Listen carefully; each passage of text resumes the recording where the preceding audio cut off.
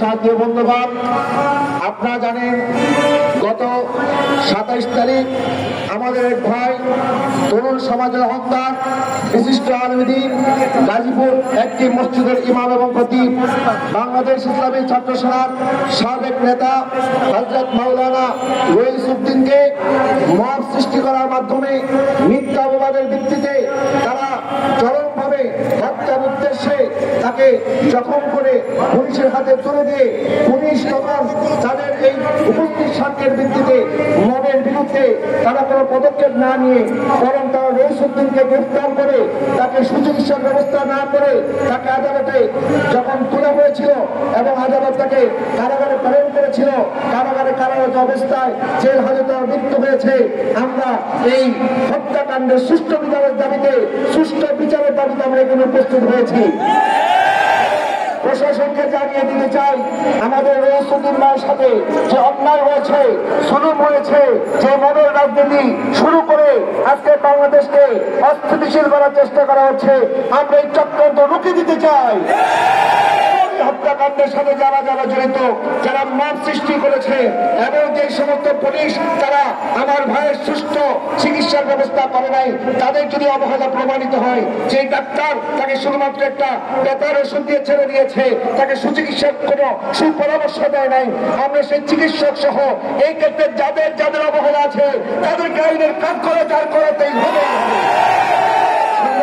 বন্ধুগণ, আমরা 3টা বাজে স্বরাষ্ট্র মন্ত্রণালয়ের সম্মানিত উপদেষ্টা বাসভবন অভিমুখে আমরা আমাদের পদযাত্রা শুরু করব। আমি এই পর্যায়ে আমি আপনাদের সামনে বক্তব্য রাখার জন্য অনুরোধ করছি, আমাদের সুন্নিয়তের অহংকার, সুন্নিয়তের জন্য যিনি জীবন দিয়েছেন, যা শাহাদাতের উপরে আজকে আমরা দাঁড়িয়ে আহলে সুন্নাত জামাতের পক্ষে কথা বলছি, শহীদ মিল্লাত আল্লামা নুরুল ইসলাম ফারুকী রাহমাতুল্লাহি আলাইহি সাহাজ্জাদা হযরত মাওলানা মুহাম্মদ আহমদুল্লাহ ফারুকী সাহেবকে ওনার বক্তব্য রাখার জন্য অনুরোধ করছি।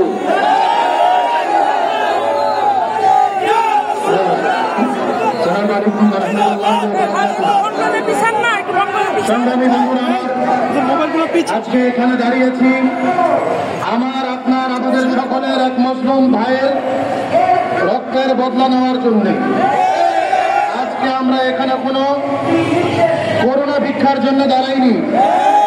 আজকে যখন আমার ভাই ইমাম এবং খতিব গাজীপুরের সেই মাওলানা রইসউদ্দিন মরহুম তাকে হত্যা করা হলো নির্বিচারে, এবং যারা হত্যা করলো তাদেরকেও প্রশাসন চেনে খুব ভালো করে, এবং প্রশাসনের কাছে এত শত প্রমাণ থাকতেও প্রশাসন সেই মাওলানা রইসউদ্দিনকে দোষী করে যারা সত্যিকারের দোষী তাদেরকে বাঁচিয়ে দেওয়ার জন্য উঠে পড়ে লেগেছে।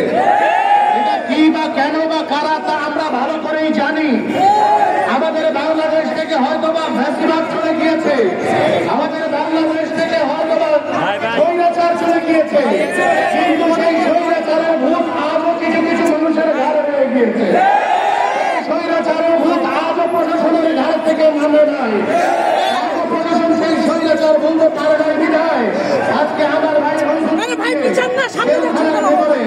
নির্মমভাবে হত্যা করা হয়েছে। আমি বাংলাদেশের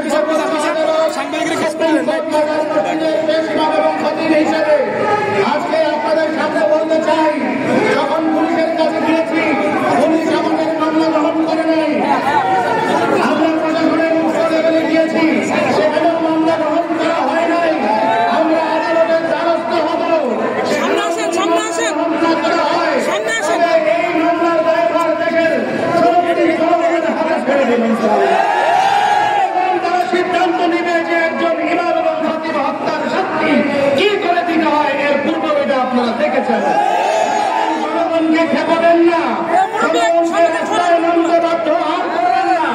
আজকে আমরা ছোটখাটো একটা সমাবেশের মাধ্যমে সাবধান করে দিতে চাই, আজও সময় আছে, এখনো সময় আছে। খতিব হিসাবে আমি আরেকজন খতিবকে অন্যায়ভাবে হত্যা করার জন্য, অন্যায় হত্যার বিরুদ্ধে আমি এখানে বিচার চাইতে এসেছি। সর্বোচ্চ প্রশাসনিকভাবে যারা যারা রয়েছেন তাদের দৃষ্টিগোচর করছি, যেই বা যেই প্রশাসন, পুলিশ প্রশাসন যারা যারা এখনো পর্যন্ত মামলা দিচ্ছেন না, বরং যারা সাক্ষী দিচ্ছেন, তাদের বাড়িতে হামলা হয়েছে সেদিকেও তাদের কোনো নজর নাই, যারা জবানবন্দি দিয়েছেন তাদেরকে ভোটে হুমকি দেওয়া হয়েছে।